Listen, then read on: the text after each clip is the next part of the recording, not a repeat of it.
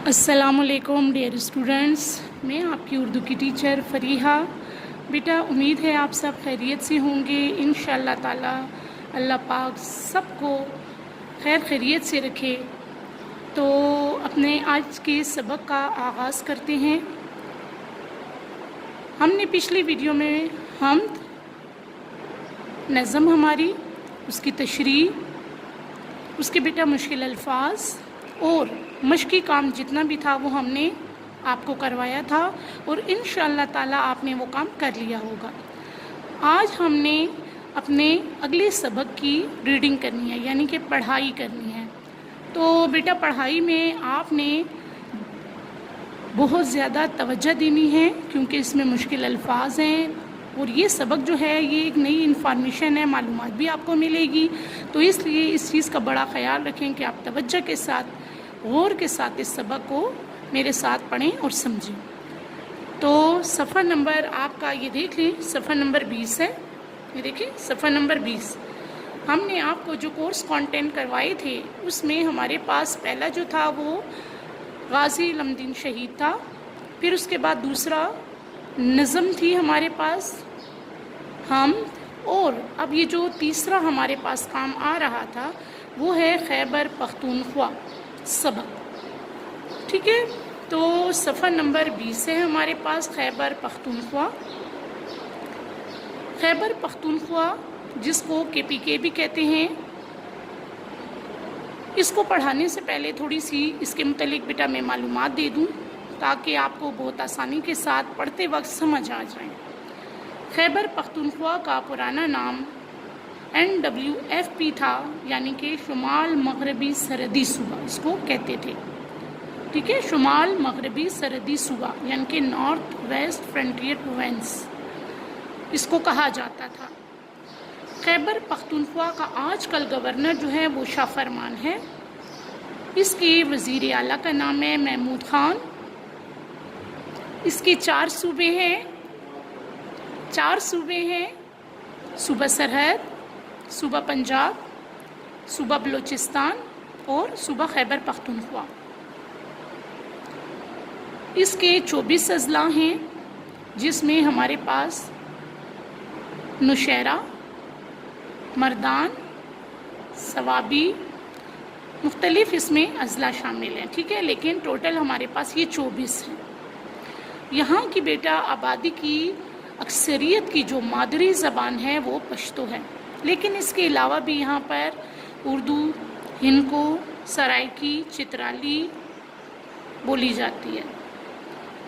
यहाँ की खैबर पख्तूनख्वा की मैं बात कर रही हूँ। ठीक है, इस सूबे की बात कर रही हूँ कि इसकी आबादी जो है 2 करोड़ 20 लाख है। ठीक है, इसकी आबादी जो है तकरीबन 2 करोड़ 20 लाख है और इस सूबे का कुल रकबा जो है वो 74,521 मुरब्बा किलोमीटर है। 74,521 मुरब्बा किलोमीटर यहाँ का इस सूबे का कुल रकबा है। वज़ीर तालीम यहाँ के हैं शहराम तरकई और वज़ीर सेहत जो हैं वो डॉक्टर इनामुल्ला हैं। तो बेटा अब हम बाकायदा अपने सबक का आगाज़ करते हैं। ये तो थोड़ी सी मालूमात थी। वज़ीर सेहत कौन था, वज़ीर तालीम, यहाँ की आबादी, यहाँ की मादरी अक्सरियती ज़बान कौन सी थी, यहाँ की सूबे का जो कुल रकबा था वो कितना था, वज़ीर आला कौन था, गवर्नर, पुराना नाम, अब नया नाम खैबर पख्तूनख्वा रख दिया गया है। ये थोड़ी सी मालूमात थी। अब बाकायदा हम सबक का आगाज़ करते हैं। तो सबक का आगाज़ देखिए हम खैबर पख्तूनख्वा सफ़ा नंबर 20। बाशऊर इल्म रखने वाला,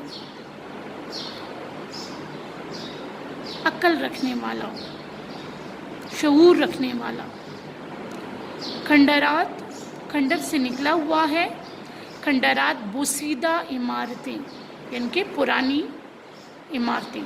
स्कॉलर, आलिम, फाजिल, तारीख़दान, हिस्ट्री लिखने वाले, जो तारीख़ लिखने वाले होते हैं, जो तारीख़ को لکھنے والے قلم بند کرنے والے ہوتے ہیں۔ آئین، دستور یا جو اس وقت کی حکومت کے ہم کہتے ہیں کہ احکامات ہیں، رول جس کو ہم کہتے ہیں، دستور۔ فعال، سرگرم، کوشاں۔ پاکستان کے 4 صوبے ہیں، ابھی میں نے آپ کو بتایا پاکستان کے 4 صوبے ہیں، صوبہ سرحد، خیبر پختونخوا، صوبہ پنجاب، صوبہ سندھ اور صوبہ بلوچستان، ٹھیک ہے، جن میں سے ایک صوبہ خیبر پختونخوا ہے۔ یہاں کے باشعور یعنی کہ عقل رکھنے والے، علم رکھنے والے اور بہادر عوام اور بہادر لوگ جو تھے، تحریک پاکستان کے لیے ریفرنڈم میں نہ صرف پاکستان کے حق میں فیصلہ دیا بلکہ آزادی کشمیر کے لیے کشمیر جا کر جنگ لڑی۔ یہاں کے باشعور یعنی کہ خیبر پختونخوا کی بات کریں کہ یہاں کے بہادر اور علم رکھنے والے، عقل رکھنے والے جو لوگ تھے، انہوں نے تحریک پاکستان کے لیے، ریفرنڈم کا بیٹا مطلب ہے رائے عامہ، لوگوں کی رائے لینا کسی بات کے لیے، تو انہوں نے پاکستان کے حق میں نہ صرف فیصلہ دیا، یعنی کہ ریفرنڈم جب کروایا گیا تو ان میں عوام کی رائے جب لی گئی تحریک پاکستان کے سلسلے میں، ٹھیک ہے، تو انہوں نے پاکستان کے حق میں فیصلہ دیا، بلکہ جو کشمیر کی آزادی کے لیے بات ہو رہی تھی کہ کشمیر کی آزادی کے لیے ہم کیا کریں، تو وہاں پر وہ کشمیر گئے لوگ جو تھے، بہادر غیور لوگ جو تھے، ٹھیک ہے، بہادر لوگ جو تھے، وہ کشمیر جا کر انہوں نے اپنے ساتھیوں کے ساتھ جنگ لڑی۔ اس کے علاوہ 1857 کی جنگ آزادی میں 1857 کی جنگ آزادی، بیٹا میں بتاتی چلوں، یہ آزادی کی وہ جنگ تھی جو مسلمانوں نے اپنی کوشش کے لیے ہم کہتے ہیں کہ شروع کی تھی، اور مسلمانوں نے اپنی آزادی کے لیے یہ ایک قدم اٹھایا تھا جو انہوں نے کہا تھا کہ ہم آزادی کی شمع کو روشن کرنے کے لیے اٹھا رہے ہیں، لیکن ہندوؤں نے یا انگریزوں نے اس جنگ کو ہم کہتے ہیں کہ غدر کا نام دے دیا، اور مسلمانوں نے اس کو ہم یوں کہتے ہیں کہ جنگ آزادی کا نام دے دیا، کیونکہ یہ جنگ انہوں نے آزادی کے لیے شروع کی تھی۔ تو دیکھیں 1857 کی جنگ آزادی میں یہاں کے لوگوں نے بھرپور حصہ لیا، کیونکہ یہاں کے لوگ اپنے وطن کے لیے کوشاں تھے، وہ وطن حاصل کرنا چاہتے تھے، اس لیے یہاں کے لوگوں نے اپنے وطن کے لیے بھرپور حصہ لیا، یعنی کہ ہر طریقے سے انہوں نے حصہ لیا۔ نوشہرہ چھاؤنی میں، چھاؤنی کہتے ہیں جہاں پر بیٹا وہ فوجی ایریا جو ہوتا ہے، ٹھیک ہے، تو انہوں نے کہا کہ وہاں کے فوجی ایریے میں جو موجود مقامی سپاہیوں نے، مقامی وہاں کے رہنے والے جو سپاہی تھے یا وہاں کے ہم کہتے ہیں کہ جو سپاہی تھے آس پاس کے، انہوں نے بغاوت کر دی تھی، اس جنگ کا آغاز کر دیا تھا، یعنی کہ جو ہی انہوں نے بغاوت کی تو ظاہری بات ہے جنگ شروع ہو گئی، اور پھر یہ جنگ جو تھی پشاور، مردان، قبائلی علاقوں تک پھیل گئی۔ بیٹا قبائلی علاقے جو ہوتے ہیں وہ میں بتاتی چلوں کہ خیبر ایجنسی ہے، کوہاٹ ایجنسی ہے، کرم ایجنسی ہے، شمالی جنوبی وزیرستان ہے، مومن ہے، باجوڑ، یہ سارے قبائلی علاقے جات میں آ جاتے ہیں۔ تو یہ جنگ بہت دور دور تک ہم کہتے ہیں پھیل گئی۔ یہاں کے غیور باشندوں نے، بہادر جو یہاں کے بہادر لوگ تھے، انہوں نے انگریزوں کے خلاف بھرپور جنگ لڑی۔ ان کی ساری بات ہے، لوگ اپنے وطن کے لیے کوشاں تھے، لوگ اپنے وطن کو حاصل کرنے کے لیے کوشاں تھے، انہوں نے بھرپور حصہ لیا اور انہیں شدید نقصان پہنچائے، یعنی کہ ہم کہتے ہیں کہ وہاں پر وہ جو موجود دوسرے لوگ تھے، مقامی سپاہی تھے، ان کو بہت ہم کہتے ہیں کہ انگریزوں کو بہت نقصان پہنچایا۔ صوبہ خیبر پختونخوا تاریخی لحاظ سے بھی اہم اور کئی تہذیبوں کا امین ہے۔ بیٹا یہاں پر کئی تہذیبیں ہوئی ہیں، دیکھیں مغل بادشاہ دیکھیں، آریہ بادشاہ دیکھیں، اس کے علاوہ ہم کہتے ہیں کہ مغل بادشاہوں کے عروج و زوال کی یہاں پر داستانیں ہیں، جنگجو آئے محمد بن قاسم کی، تو یہ کئی تہذیبیں یہاں پر دفن ہیں، کئی ہم کہتے ہیں جنگجو یہاں پر آئے، انہوں نے اپنی جنگیں لڑی، انہوں نے یہاں پر اپنی بہادری کے جوہر دکھائے، تو اس لیے یہ تاریخی لحاظ سے بہت اہم ہے، اور ہم یہ کہتے ہیں کئی تہذیبوں کا بھی امین ہے، ان کے گواہی دیتا ہے کہ یہاں پر کئی تہذیبیں جو تھی انہوں نے ہم کہتے ہیں پنپی ہیں۔ مانسیرا میں اشوک اعظم کے کتبے، تخت بائی میں بدھ مت کے کھنڈرات اور سکندر اعظم کے زمانے کے آثار اب تک محفوظ ہیں۔ ظاہری بات ہے جو جنگجو تھے یا جنہوں نے حکومت کی تھی، یا ہم کہتے ہیں جو بہت بڑے بادشاہ گزرے ہیں، تو انہوں نے اپنی تاریخ جو ہے وہ یہاں پر چھوڑی ہے۔ تاریخ کے اثرات جو تھے، بہادری کے اثرات جو تھے وہ چھوڑے تھے، جس کی وجہ سے اب تک لوگ جو ہیں ان کی تاریخ کو دہراتے ہیں اور ان سے ہم کہتے ہیں بڑا بہادری کے جوہر سیکھتے ہیں۔ جو ملکی اور غیر ملکی اسکالروں، یعنی کہ ملکی اور غیر ملکی دانشور یا ہم کہتے ہیں عالم فاضل لوگ جو ہیں، اور تاریخ دانوں کے لیے، جو تاریخ لکھنے والے ہیں، ان کے لیے یہ جگہیں جو ہیں مانسیرا یا ہم کہتے ہیں تخت بائی یا سکندر اعظم کے زمانے کی جو تہذیبیں ہیں وہ بہت کشش کا باعث رکھتی ہیں۔ اسی لیے لوگ یہاں پر آتے ہیں، ان کی تہذیبوں کے متعلق سنتے ہیں، ان کی تہذیبوں کو سمجھتے ہیں۔ انگریزی دور حکومت میں، یعنی کہ جب انگریزوں کا دور حکومت تھا، ٹھیک ہے، انگریزوں کے دور حکومت میں اسے صوبہ پنجاب کے ساتھ شامل کیا گیا تھا۔ کس کی بات کریں؟ خیبر پختونخوا کی بات کریں کہ اس صوبے کو انگریزی دور حکومت میں صوبہ پنجاب کے ساتھ شامل کیا گیا تھا، لیکن 1935 کے ایکٹ کے ذریعے، 1935 کے انتخابات کے ذریعے، بیٹا انتخابات ہوئے تھے اور انتخابات کے وقت اس وقت کہا گیا تھا، جی انتخابات کے وقت اس کو ایک الگ صوبے کا درجہ دے دیا گیا تھا، ٹھیک ہے۔ 1935 میں جب انتخابات ہوئے تھے تو اس وقت، حالانکہ پہلے یہ صوبہ پنجاب کے ساتھ انگریزی دور حکومت میں شامل کیا گیا تھا، لیکن 1935 کے انتخابات کے بعد اس کو ایک الگ صوبے کا درجہ دے دیا گیا۔ خیبر پختونخوا کی بات کریں اس کو، ٹھیک ہے، جو پہلے ہم کہتے ہیں کہ NWFP تھا، تو اس کو 1935 کے بعد ایک الگ صوبے کا درجہ دے دیا گیا۔ یہ صوبہ پنجاب کے شمال مغرب میں واقع ہے، ٹھیک ہے، یہ صوبہ پنجاب کے، یہ دیکھیں، یہ آپ کو نقشے میں پنجاب نظر آ رہا ہوگا، اور پنجاب کے مغرب میں، ٹھیک ہے، پنجاب کے شمال مغرب میں، شمال مغرب، یہ دیکھیں شمال مغرب، پنجاب کے شمال مغرب میں خیبر پختونخوا آپ کو نظر آ رہا ہوگا، ٹھیک ہے، پنجاب کے شمال مغربی سرحدی آپ دیکھیں گے، جو میں آپ کو یہ سرکل کیا ہوا بتا رہی ہوں، تو یہ خیبر پختونخوا کی بات کریں کہ یہ صوبہ پاکستان کے شمال مغرب میں واقع ہے، اس لیے اس صوبے کو شمال مغربی سرحدی صوبہ کہتے تھے۔ یہ پہلے کی بات ہے، جب اس کا نام تبدیل نہیں ہوا تھا تو اس کو کہا جاتا تھا NWFP۔ یہ بھی میں نے پہلے بھی اس کا ذکر کیا ہے کہ نارتھ ویسٹ فرنٹیئر پروونس۔ تو یہ ذکر ہو رہا ہے کہ اب اس صوبے کا نام تبدیل کر کے بیٹا خیبر پختونخوا رکھ دیا گیا ہے۔ اب اس صوبے کا نام بدل کر خیبر پختونخوا رکھ دیا گیا ہے۔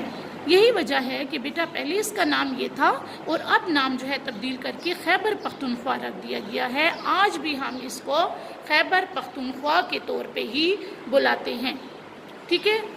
اس صوبے کا کل رقبہ، یہ میں نے آپ کو سبق اسٹارٹ میں بھی جب معلومات دے رہی تھی تو بتایا تھا کہ اس صوبے کا کل رقبہ جو تھا وہ 74,521 مربع کلومیٹر ہے، اور اس صوبے کی آبادی تقریباً 2 کروڑ 20 لاکھ ہے، یعنی کہ اتنی زیادہ آبادی والا یہ صوبہ ہے، دیکھ لیں 2 کروڑ 20 لاکھ، ٹھیک ہے۔ تو صرف یہ اس صوبے کی آبادی کی بات کر رہا ہے، باقی صوبوں کی بات نہیں کر رہا، چونکہ ہمارا یہاں پر خیبر پختونخوا کا صوبہ ہے تو یہاں پر ذکر کر رہا ہے کہ اس کی آبادی 2 کروڑ 20 لاکھ ہے، جی۔ پھر اس کے بعد تھوڑی سی انفارمیشن جو میں نے پہلے دی وہی دیکھیں، اب انفارمیشن معلومات آ رہی ہے کہ یہاں کی تقریباً 99.5% آبادی، یہاں کا مطلب ہم کہتے ہیں کہ میجارٹی لوگوں کا مذہب جو ہے وہ اسلام ہے، ٹھیک ہے، چونکہ یہ ہمیں کہتے ہیں کہ ایک مسلم ملک ہے نا، تو اسی لیے اس کی آبادی جو ہے اس کا مذہب جو ہے وہ اسلام ہے۔ 99.5% آبادی کا مذہب اسلام ہے۔ یہاں کی آبادی کی اکثریت کی مادری زبان پشتو ہے، لیکن اس کے علاوہ ان کو سرائکی، کوہستانی، چترالی یہاں کی بڑی اور اہم زبانیں ہیں، ان کے دیکھیں یہاں پر تو میجورٹی ہم کہتے ہیں اکثریتی زبان جو ہے وہ پشتو ہے، لیکن اس کے علاوہ بھی جو لوگ ہیں وہ ہندکو بولتے ہیں، سرائکی بولتے ہیں، چترالی بولی جاتی ہے، یہاں کی یہ بڑی اہم زبانیں ہیں۔ اس صوبے کی سرحدیں، ٹھیک ہے، اس صوبے کی سرحدیں اگر آپ یہ خیبر پختونخوا کو، ٹھیک ہے، خیبر پختونخوا کو دیکھیں تو اس صوبے کی سرحدیں جو ہیں افغانستان سے بھی مل رہی ہیں، ٹھیک ہے، یہاں پر اس صوبے کی سرحدیں شمال مغرب میں، ٹھیک ہے، شمال مغرب میں افغانستان سے بھی مل رہی ہیں، تاریخی در خیبر کے راستے، ٹھیک ہے، در خیبر کے راستے جو افغانستان کو ہم کہتے ہیں ملا رہا ہے۔ پھر اس کے بعد شمال مغرب میں گلگت بلتستان، ٹھیک ہے، شمال مغرب میں یہاں پر ہم کہتے ہیں کہ اس کے ساتھ ہی شمال مغرب میں گلگت بلتستان، مشرق میں کشمیر، جنوب مغرب میں قبائلی علاقہ جات، اور قبائلی علاقہ جات میں آپ کو پہلے بھی وضاحت کر چکی ہوں، کرم ایجنسی، باجوڑ، مومند ایجنسی، جنوبی وزیرستان، شمالی وزیرستان، خیبر ایجنسی، کوہاٹ ایجنسی، بیٹا یہ سارے ہم کہتے ہیں قبائلی علاقہ جات میں شامل ہیں۔ جنوب میں بلوچستان، جنوب مشرق میں پنجاب، یہ دیکھیں، ٹھیک ہے، یہ دیکھیں جنوب میں بلوچستان تھا، اور جنوب مشرق میں یہ دیکھیں پنجاب ہے، اور اسلام آباد پنجاب کے ساتھ ہی ہم کہتے ہیں اسلام آباد سے ملتی جلتی ہے۔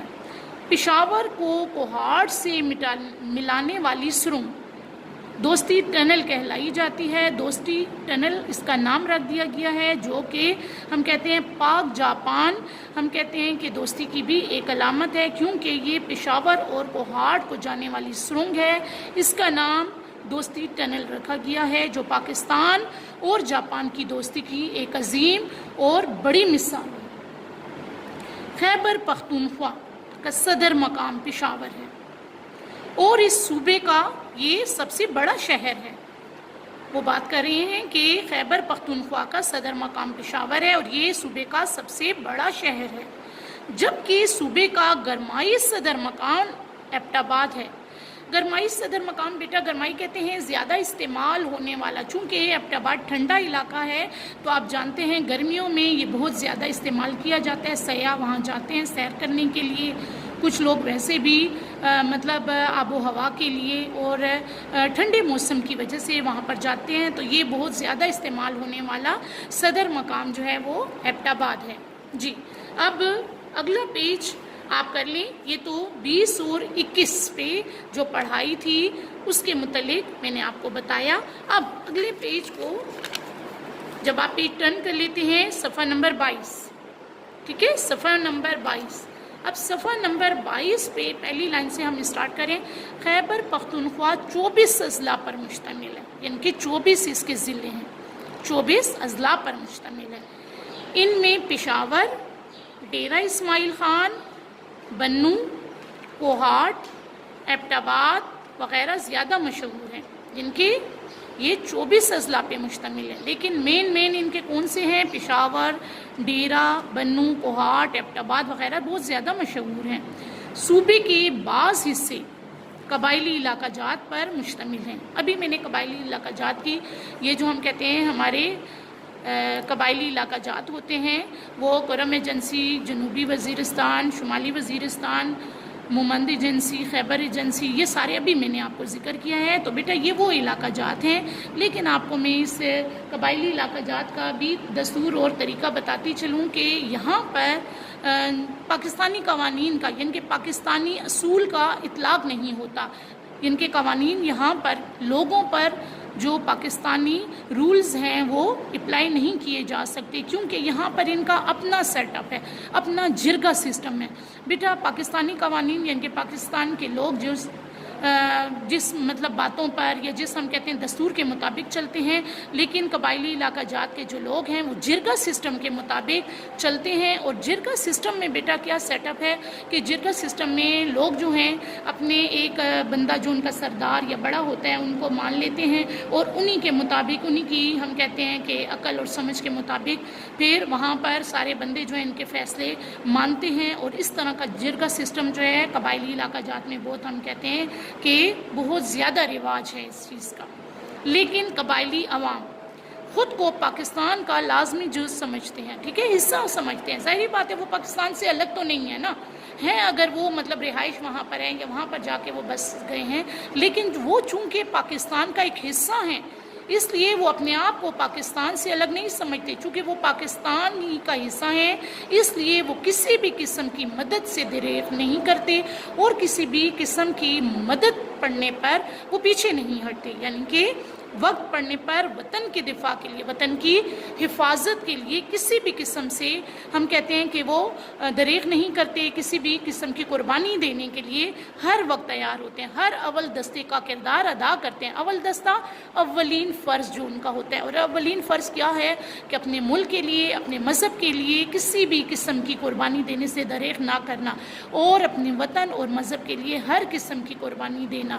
تو یہاں تک بیٹا آج کا ہمارا یہ سبق تھا، امید ہے آپ کو سمجھ آ گئی ہوگی، اور اسی کے ساتھ بس اجازت چاہوں گی۔